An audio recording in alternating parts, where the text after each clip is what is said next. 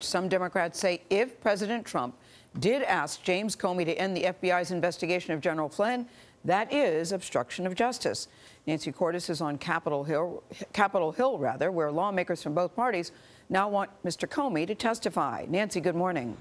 Good morning. This development does seem to be a turning point for some Republicans whose instinct up until now has been to stand by the president or minimize his mistakes. The difference in this situation is that, frankly, many of those Republicans are more apt to believe Jim Comey's word than they are to believe the president's. This is not good for America. Speaking with Bob Schieffer at a dinner last night, Arizona Senator John McCain made the Nixon comparison for the first time. I think it's reaching the point where it's of Watergate size and scale. As he spoke, his fellow Republican, Jason Chaffetz, who chairs the House Committee on Government Oversight, was firing off a letter to the FBI, giving the agency a week to turn over all memoranda, notes, summaries, and recordings referring or relating to any communications between Comey and the president.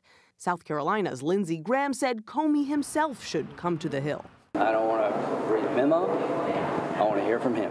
GOP leaders have long resisted Democratic calls for an independent congressional commission to examine the Russian connection. But Florida Republican Carlos Curbelo said that needs to change. Increasingly, Republicans believe that we have to do something different than what we're doing today. Idaho's Jim Risch was one of the few Republicans willing to defend the president. I think it's getting better as time goes on. You certainly do? In the last 48 It doesn't hours, feel like that in the past 2 days. Democrats Democrats argued the Comey encounter is the clearest sign yet of obstruction of justice. There is, I think, mounting concern over just how this administration appears to be interfering with the Russia investigation.